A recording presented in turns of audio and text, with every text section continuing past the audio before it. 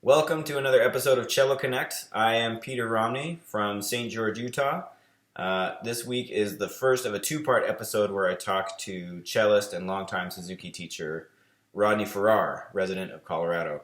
This first part of his interview will be interesting to teachers and to parents as Rodney talks about what he feels were the four most influential teachers in his musical life and their very different style of teaching and the effect that they had on him. He also tells us about how he discovered the Suzuki method and why he feels that teaching young children for him, has been the most important part of his career. So, enjoy. I took a long walk this afternoon. I thought a lot about, and I was thinking a lot about my teachers. I want to talk about. I think I want to talk about my teachers Cool. and the experience I had with teachers. Lots of different teachers. The four teachers in particular. How did I start the cello? Well, my parents brought me a cello when I was going into the sixth grade, and I didn't know which end to blow into. I didn't really know what it was. But I'm from a really musical family. Both of my parents went to music school, and I'm from Ann Arbor, Michigan, and I think there was a public school program in the fourth grade for everybody in the city if they wanted to start an instrument in the fourth grade, and that was basically the way it worked. And I started the clarinet because my dad had a clarinet that I could use, and I did that for a year, maybe a year and a half, and somehow they got the idea that my mom got the notion that the kids that have a good ear, supposedly, whatever that means, should play stringed instruments. So I have a brother, started on the violin. He was 2 years younger than me, and I started on the cello at the same time. We went to a summer class at the university, and with some really famous people. I won't even mention their names, but it was like musical royalty as music education at the time, with a little class of 4 children, right? and these big time teachers. It was very, very interesting. And then my parents actually bought me a cello and started with private lessons right away in the fall, and that was going into the sixth grade. So by modern standards, that's pretty old to start. But so I was old, but I moved very quickly. Now my first private teacher, his name was Gretchen Daly, and she was just a fantastic confidence building teacher, and I don't remember her ever showing me how to do anything, how to hold the bow or hold the cello or anything else. But I went right from a tune a day to the Braval Sonata to the slow mo to the Dvorak cello concerto, and very little in between. But she was just one of these confidence building teachers that just every sound you made, she'd have a fit. Just jump up and down and clap and scream. So it was fantastic, and she allowed all her students to really be able to play. Mrs. Daly, I don't know if that name's familiar. She had a daughter, Melinda, who was a fantastic cellist, and my mother was her accompanist. And she did some competitions and things. And in my living room, I got to see this 16-year-old girl play the Shalomo and the Dvorak cello concerto and the Arpeggione Sonata. I heard all that stuff in my home when I couldn't really play yet. And so that was a pretty interesting background. Her husband, Orion Daly, was the conductor of the Michigan Youth Symphony Orchestra, which I was in for a while, and kids came from all over southern Michigan, and some came from hours away every Saturday to rehearse in that orchestra, and they rehearsed at the high school where I went to high school, so just right around the corner. So I was just right. Everything was sort of, set in place. I was going to be a doctor, and I knew kids in school that were talking about going to music school, and I thought, why would you do that? Why would anybody go to music school? I mean, don't we do that already? We already know how to do that, right? Just at that time, as a young high school, that didn't make any sense to me. So I was going to be a doctor. That was my thing. I was planning on doing that. And I went to University of Michigan for 1 year. And I don't think I played the cello that year at all. Freshman year of college, no cello. And my brothers were going to Oberlin, which was a long drive on Saturday from Ann Arbor, Michigan, to take lessons from John Daly. Both two brothers that both played violin. The idea sort of materialized that I could go down there and take cello lessons with the cellist there.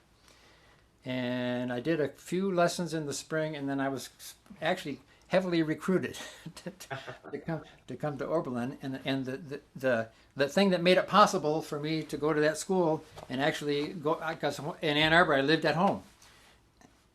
They have a double degree. Oberlin had and has a 5-year double degree program, where you get 2 degrees, one in music and one in something else. And so I entered Oberlin. Ah, That was my foot in the door to go to Oberlin. The classes at Oberlin were not going well in the regular college. I was a biology major in the college, and I don't know if I was failing, but it was difficult. And quickly I made the transition to no more 5-year double degree program. I was right into music. wow. And then I had this passionate, how do I say, aggressive, ambitious cello teacher named Peter Howard. I don't know if you know who that is. I've come across the name a couple times. But he was the cello teacher at the time. Young guy. He was like 31 years old at the time when I first went there. He worked really hard for all of his students. He wanted us to play well. If we were going to play on a concert the next day, we'd be in the concert hall at 2 in the morning, and he'd be pounding us because he was very ambitious for us to play well. Partly so he'd look good, right? Which I had a kind of a hard time with at the time. But you know, I have great reverence for the guy and great respect for his passionate about everything. I mean, he was a hockey and football and baseball. He just was, no matter what the subject was, he was passionate about it. And and I'll give you an example. He became the principal cellist of the St. Paul Chamber Orchestra. And when he lived in Minneapolis, he coached his daughter's hockey team to a national championship. He was Get out of town. and he told me, he said, oh, it's just like, it's no different than coaching a Beethoven string quartet. You know, he's like, people go here and they go here, and these guys, I mean, he sort of thought of it the same way. But he was a Wow. wonderful, and I owe to him the fact that I'm a cellist. I mean, it wouldn't have happened any other way. In that day and age, if you were heading for a certain career, you know there was a job out there for you. I mean, there just wasn't any question about it. You got out there, you auditioned for something, and you'd get the job, right? Mm-hmm. That makes sense. We don't think that now, but in those days, we really thought that. And I won't go into the gruesome details of it, how I heard just over a conversation that there was opening in the Rochester, New York Symphony Orchestra. And I went and flew up there and got the job. I mean, I was in the right place at the right time, and we had just played Brahms Symphony No. 1, and that's what they wanted me to sight read. I couldn't have read that to save my life, right? But I had just played it, so I know how it went, and it was. So that was my first gig, right out of Oberlin into the Rochester Symphony. Now the Rochester Symphony, that they meet met. I think they probably still meet there. That's in the Eastman Theater, which is part of Eastman School of Music. Yeah. So Ron Leonard was the cello teacher there, and he was the principal cellist of that orchestra, and I sat right behind him. And Wow. that was my first year out of college experience, and it was a fantastic learning experience. And you know, I was not a good sight reader, but boy, you get in an orchestra and the conductor says, "You kid, play that," and I figured it out in a hurry. Yeah. So at the end of that year, there was an opening for a cellist in a string quartet, the resident string quartet at the University of Kentucky. And I won't go into any details about it, except I went and auditioned, got the job. So the first 2 auditions I ever played for anything, I got those jobs. So I was flying high. I was in the right place at the right time. I will tell you a detail about that. It was the same thing like sight reading something that I already knew, and they didn't care if I was sight reading or not, but because I could play it, right? Right. I worked at a summer music festival in the Adirondacks in Lake George called the Silver Bay Association, a string quartet. I did that for 2 or 3 years. I did it for many years, but for 2 or 3 years ahead of this audition experience. And we played string quartets all summer. So when I went down to audition in Lexington at the university, I wasn't sight reading anything. We played Debussy, Ravel, Opus 59, number 3, Mendelssohn. I mean, we just went through this stuff, and I got the job. I don't know. So it was just luck, and I was luck, and I was in over my head no matter what. And I went to Lexington to be the cello teacher at the University of Kentucky and the cellist in the resident string quartet, and I was Mr. Cello in that town, and I immediately had 12 private students who were the cellists of the local youth orchestra. Wow. And I had no idea what I was doing. I just, but what are you going to do? I just had to do the job, and I bit the bullet and figured out how to do it. And at first I was just saying things that teachers had said to me, but pretty soon all that stuff started to make sense, and I found my own words, and I think I was pretty successful as a college teacher. So Ron Leonard and so when I was in Eastman, I was a student of his, and I had weekly lessons, and he was a tough teacher, and I think I progressed under him. What would I say about that? He was not a friendly teacher. I'll put it that way.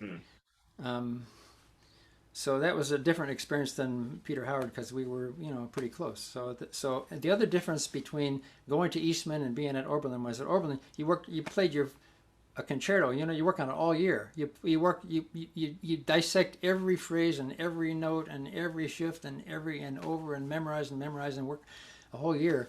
And then I would go up to play for Ron, and I played something, and I was going to come and play the same thing the next week, and I heard that already. A different sort of philosophy. Yeah. Of teaching. When I was in Kentucky, I made arrangements to be able to study with Mr. Starker at Indiana University, and I drove up there on Saturdays for 1 year, and it was like this week, and then come next week, and then come in 3 weeks, and then come in 5 weeks from now, and it was, I don't know how many lessons I had in a year, but it filled up a school year.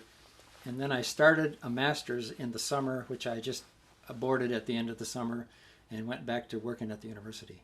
And we had 2 lessons a week with Mr. Starker in the summertime. Wow. So I had quite a bit of contact with the man, and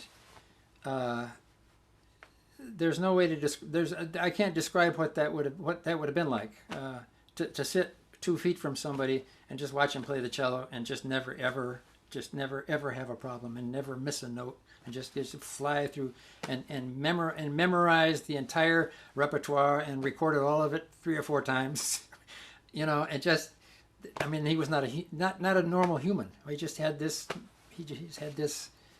command of the instrument and of the music, and he was a very, very dedicated teacher, and he was really, really nice to me, and I don't know why.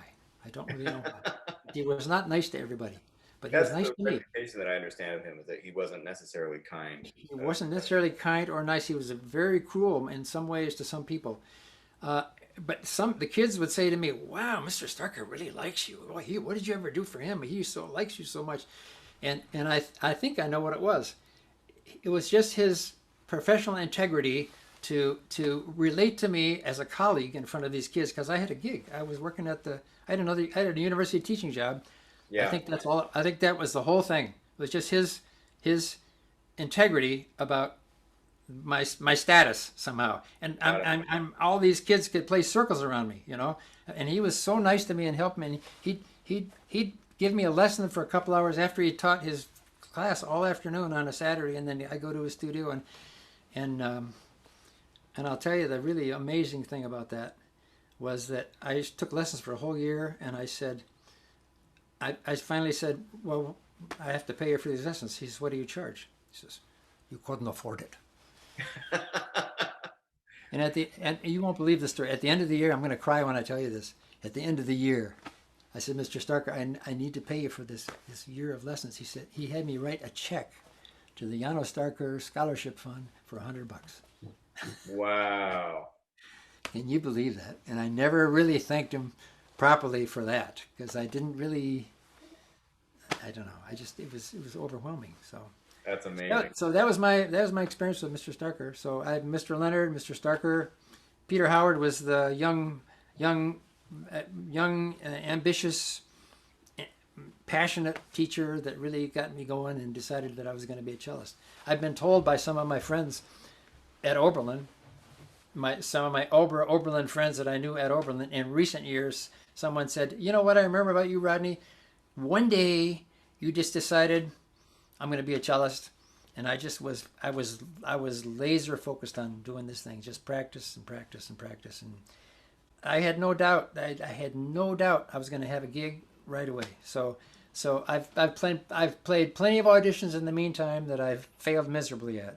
But the first two, but the first two, I was in the right place at the right time with the right material, and I was a lucky man.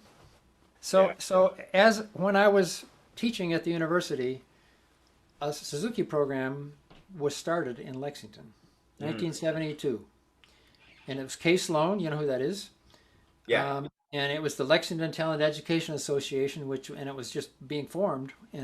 And I was married to somebody who's a violinist and a pianist, and we both got involved in the early years of the Lexington Suzuki organization. And I started 4 students, and they were all siblings of people that had already started playing Suzuki violin. So I started these kids, and I started 4 or 5 every year until I had maybe 25 students. It took a few years for that many. Hmm. And somewhere along the way, I began doing summer institutes. I mean, I went to the first one was in Knoxville, Tennessee, with Bill Starr, and it was just down the road, 200 miles. So that made sense. And that was an interesting thing because I did well with the kids, and I finally figured out that the university was how I made my money, and Mm. that what I was and what I was doing that was really of great value was interacting with these kids. And I mean, I sort of said to myself over and over again, to know that what you said to a child made any difference at all, teaching a 6-year-old just makes teaching college students just pale by comparison. Because this is what we do. We teach.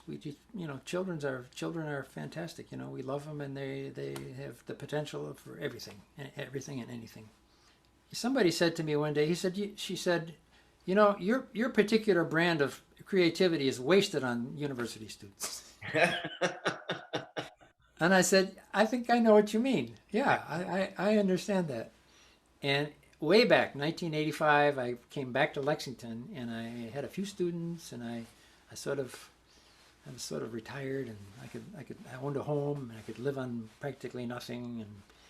And I realized sort of at that point that up to that point, I didn't really know I was working. I just thought I was having a good time, especially with the kids and with the some But it got to the point where I was teaching summer institutes all summer long, nonstop, back to back all summer, like 10 weeks worth.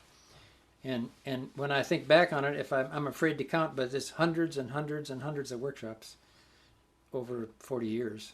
Yeah. And now I'm on the slow, gradual slide toward irrelevance, but because people come along and do what I used to think I was doing, but better than I did. So I got no problem with that.